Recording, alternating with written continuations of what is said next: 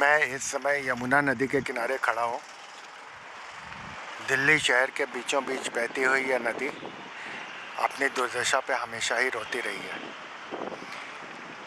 देश की राजधानी के बीच बहने वाली इस नदी को देखकर देश में हम पर्यावरण के लिए कितने जागरूक हैं और सरकारी संस्थाएं किस तरीके से काम करती हैं, इसका अंदाज़ा आसानी से लगाया जा सकता है। वैसे अगर आप दूसरे तरीके से देखें तो पौराणिक कथाओं के अनुसार यमुना का रंग काला था और इस संदर्भ में कम से कम सरकारी विभागों ने काफ़ी अच्छा काम किया हुआ है कि यमुना का रंग, जो पौराणिक कथाओं का रंग है काला, वो बरकरार रखा है। इसी यमुना नदी की दुर्दशा को बताने के लिए मैं एक कविता पढ़ने जा रहा हूँ।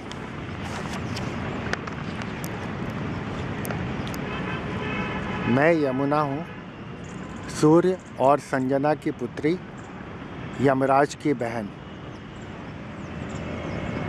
मैं यमुना हूँ, सूर्य और संजना की पुत्री, यमराज की बहन।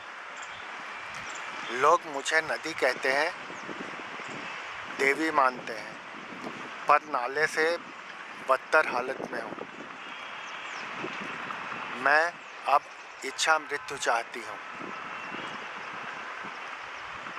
आप लोगों ने दशकों पहले मुझे मृत प्राय कर दिया। आप लोगों ने दशकों पहले मुझे मृत प्राय कर दिया। एक समय मैं कृष्ण की सखी थी। एक समय मैं कृष्ण की सखी थी। कृष्ण ने जहरीले कालिया नाग का वध किया था। आज हर एक शहर कालिया से भी अधिक जहरीले हैं। कृष्ण अगर वापस आ भी गए तो कितने कालिया से मेरी रक्षा कर पाएंगे। मैं यमुना हूँ, मैं इच्छा मृत्यु चाहती हूँ। सरकारी फाइलों में मुझे बचाया जा रहा है। सरकारी फाइलों में मुझे बचाया जा रहा है, पर बचाने वाली अपनी जेबें भर रहे हैं। मेरे ऊपर भव्य इमारतें बनाई जा रही हैं। नहरों में मेरा पानी बहा दिया गया है। मैं तो नालों का पानी पी रही हूँ। मैं तो नालों का पानी पी रही हूँ। सभी विदेशी शासकों ने मेरी पूजा तो नहीं की। विदेशी शासकों ने मेरी पूजा तो नहीं की, फिर भी नदी का सम्मान दिया। अब मैं हार चुकी हूँ, मुझे इच्छा मृत्यु चाहिए। अब मैं हार चुकी हूँ, मुझे इच्छा मृत्यु चाहिए।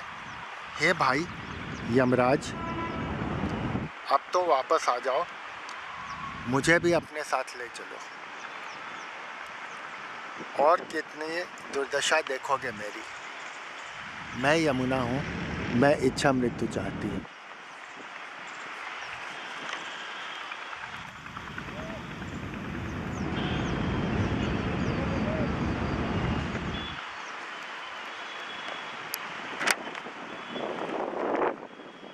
यमुना के किनारे खेती होती है। यमुना के बहुत सारे उपयोग किए जा रहे हैं, लेकिन इसकी दुर्दशा की तरफ कोई ध्यान देने वाला नहीं है। पता नहीं कितने केस यमुना से संबंधित विभिन्न न्यायालयों में चल रहे हैं, फिर भी किसी सरकारी विभाग को, किसी को इसकी चिंता नहीं है। ये एक नदी की कहानी है जो देश की राजधानी के बीचों बीच बहती है।